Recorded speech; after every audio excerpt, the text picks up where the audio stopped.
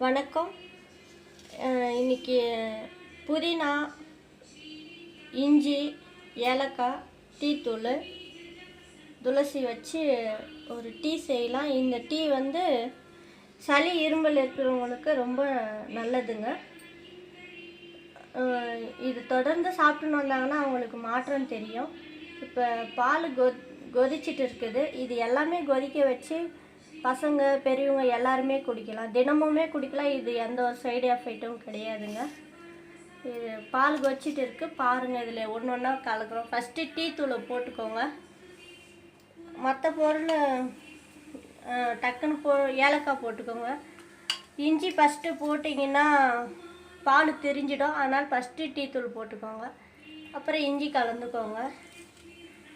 துளசி போட்டுக்கோங்க. நான் 2 பேருக்கு தேவையான அளவு எடுத்துருக்கேன். நீங்கள் நிறைய பேர் வீட்டில் எத்தனை பேருக்கு போகிறீங்களோ அதுக்கு தகுந்த மாதிரி நீங்கள் எடுத்துக்கோங்க. பிச்சு போட்டுக்கோங்க. அது சாறு இறங்கும். புதினா இலையும் நாட்டு புதினாவாக இருந்தால் நல்லது. இது அப்பப்போ ஃப்ரெஷ்ஷாக எங்களுக்கு கிடைக்காது அப்படின்னா நீங்கள் புதினாவும் துளசியும் உங்களுக்கு எப்போ கிடைக்குதோ அது நெயில் வாட்டத்திலே காய வச்சு நீங்கள் எடுத்து வச்சுக்கிட்டு அப்பப்போ அப்படியே தூள் பண்ணி போட்டுடுங்க. அதுவே போதும். இப்போ இந்த சாறு சீக்கிரம் இறங்கணும் அப்படின்னா ஒரு ஸ்பூனு சர்க்கரை போட்டு கலந்து விட்டுக்கோங்க. சீக்கிரமாக சாறு இறங்கிடும்.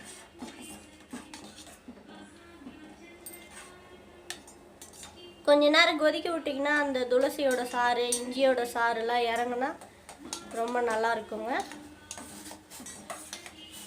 இது தினமுமே குடித்தா ரொம்ப நல்லது உடம்புக்கு.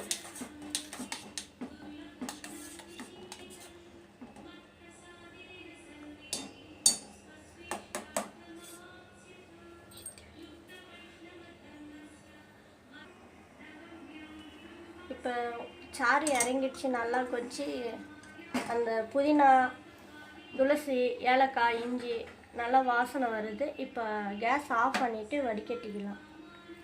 இதில் ஏற்கனவே சர்க்கரை தேவையான அளவு போட்டிருக்கேன். இதில் வடிகட்டி ஆற்றிக்கோங்க.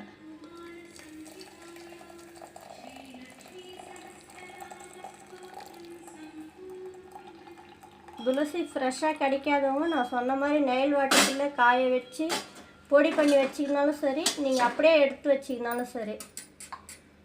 நீங்கள் எப்போ டீ போடுறீங்களோ அப்போ எடுத்து தூள் பண்ணி போடுங்க. அப்போ அதில் இருக்க சாறு இறங்கும்.